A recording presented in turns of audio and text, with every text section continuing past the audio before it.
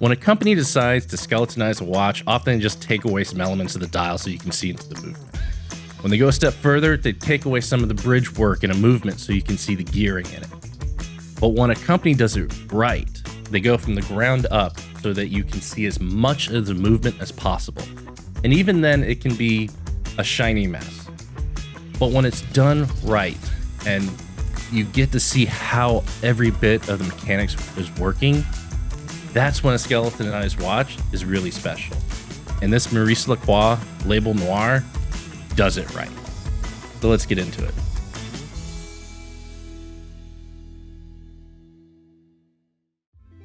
First, a little background. Maurice Lacroix is one of these companies that many people have heard of in the watch world, but may not be too familiar with them, and certainly probably not familiar with their history. So let's go back to the 1800s. A company called Desco, based in Switzerland, deals with the silk trade from Asia to Europe.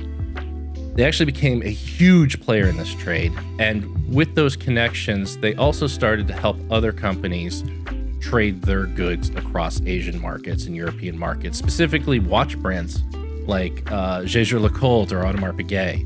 Eventually, they took the next step and started putting watches together for them, becoming a watch assembler. For a few years, they did that until they decided, why not just put together our own watch brand? And they decided, we're going to name a watch brand after one of our company board members, Maurice Lacroix, and create our own brand. That's what they did in 1975. Not the best year to start a watch brand because we're talking about the midst of the quartz crisis starting to gear up. But Maurice Lacroix, with their connections throughout the world, actually did a great job. And they became a really booming independent watch brand at a time when most watch brands were closing up shop. They really took the opposite approach, and they were still focusing on mechanical and quartz watches at the same time. They weren't purely a quartz watch like Swatch or somebody like that. They were trying to make entry-level luxury watches and did a fantastic job, became really popular, especially in the Asian markets, and to this day, that's their biggest market. Eventually, the holding company that started them merged with another holding company who still owns them, so they're with the original kind of people that started the brand in 1975, 50 years later.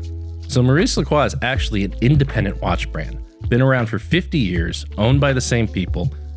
Similar to Breitling, where a holding company owns them, but they're their own watchmaker. They're their own watch brand. They're not associated with anybody else, not like brands at LVMH or Richemont or Swatch or anything like that. They are technically an independent watchmaker. And for the past couple of decades, they've also made their own modules that go on top of movements or their own customization. They've actually engineered some of their own complications that go into their watches. And that's part of their Masterpiece line, which brings retrograde movements and chronographs and things like that that you wouldn't expect from an independent brand that we don't see as often in the watch market here in the US. It's kind of amazing how underappreciated that is. An independent watch brand that's been around for 50 years, started during the quartz crisis, succeeded, and has done well for itself, still with the original owners, and yet there's almost no coverage of them. Their Aikon watch is absolutely beautiful, and based off their own earlier design, it's not an homage, even though some people think it is without knowing the history of it. It's a beautiful watch, and it gets no press. The entire brand gets almost no press. You can find it in some watch publications, but I just searched. Hodinkee hasn't written about Maurice Lacroix in a decade. Every time you look to see if it's mentioned as something they're trying to sell in the shop, or somebody in the community is actually saying, hey, don't forget about this watch. Hey, you're talking about all these great sports watches. Don't forget about what Maurice Lacroix does. Things like that. It's funny to see the community cares more about it than watch journalism cares about it. What Maurice Lacroix does is they do talk to the community. In fact, the first Red Bar watch was a Maurice Lacroix diver. Only made 10 of them back in 2016, but again, you were talking almost a decade ago. It's really unfortunate that this brand really deserves a lot more love, not just for something like the Aikon, which is a beautiful watch, but for something like the skeletonized watch. Most skeleton watches, when you start taking away and you make it, there's still metal bridges, metal dial, everything in bright, shiny steel. Then you see the gearing, and it becomes really hard to see what is actually happening inside the watch. But in this case, Maurice Lacroix tried to remove as much of the bridge work to show the movement that's inside. And the movement is a big spread out movement. So you can see the gearing, you can see the keyless works, you can see the escapement. You can actually see everything that's going on.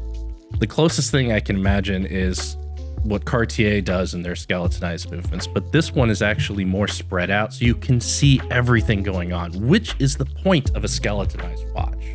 When they made their first skeletonized watch like this in 2017, they actually got a Red Dot Design Award and that's a design award going back to the 1950s for product and industrial design. It was greatly appreciated by those who want to look at how well things are done. People care about design. And then we get to this newer version done with Label Noir. Label Noir is a company run by Emmanuel Curti, who's a watchmaker that works with other companies to kind of bring this black aesthetic, this dark aesthetic to watches. And the watches they work with can be for just under $1,000 to over $200,000. And I gotta say, the design here is beautiful. They originally started out with is a gray skeletonized watch, but blacking out the bridges, blacking out the second hand to even get that out of the way. And these black hands with the lume inside of them, matching strap, the cumulative effect is everything that is there to just keep the watch together is black, and everything that is there to keep the watch running to tell time is in metal that shines with the light. So it's easy to see what's working inside the watch or how it works. You can see each of the gears. You can see the minute wheel, the hour wheel, the second wheel, the escapement, the keyless works. I mean, these are things that are really hard to see if you're not taking apart a movement. But this is the first watch I've had in hand where I could sit here with a pointer and show you how a watch works piece by piece because of how visual it is, how easy it is to see everything going. And even the gears aren't just straight lined gears. They have angles to the inside spokes that give it a little bit more feeling of momentum and architecture. Every little thing about this watch has been thought of, and in the end is a beautiful skeletonized watch. And honestly, I am not usually a fan of a skeletonized watch. I know I'm singing the praise of this watch a lot, but most skeletonized watch I look at and it's just shiny metal. Part of the dial is to give some sort of architectural beauty, ease of telling time, which skeleton watches are never easy to tell time on and is not the point of them in the same way. But watch dials are there to give a sense of design, of purpose. When you start getting rid of that dial and you just get to the mechanics below, it can quickly just look like a gumbled garbage of metal. And if you don't know exactly what's going on, it's hard to tell what's what. This is the first skeletonized watch where it's easy. It's the first one I've come across, like, even if comparing to the blacked out AP skeletonized, this one is actually easy to see through because there's no base plate in the way. There's no extra edge around it that crowds it. It is purely to be able to see everything that's going on. Now, with everything spread out, it's not a small watch, not ridiculously large either. It's 43 millimeters across, 13 millimeters tall, even with a large domed crystal. Stainless steel, it's PVD coated. The sides are actually like a gunmetal, and the top is a darker. The clasp has matching gunmetal PVD coating, and it's really easy to wear on the wrist. I have a rather larger wrist, so it fits perfectly, but I think you could wear this down to a 6.5 or 6 inch wrist because the lugs are relatively short. It curves well with the wrist. If you like a skeletonized watch or you've been looking at something a little bit different, it's part of their master line, so it's not the most inexpensive watch. This is the line where Maurice Lacroix likes to show off, where everything in it is customized in some way to a movement or bridges or something that they alone have engineered and made. So it runs $8,000, one of only 288 made. Honestly, The next closest thing I'd compare this to, if you like a blacked out skeletonized watch or skeletonized watch in any way, is the Cartier Santos skeleton, which is 3 times the price of this thing.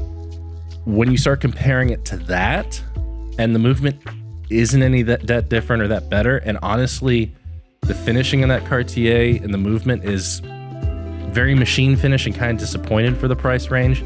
I personally would rather have this on my wrist if I wanted to find the perfect skeletonized watch. So what do you think of Maurice Lacroix and this skeletonized Label Noir watch? Do you think it's the best skeletonized watch out there?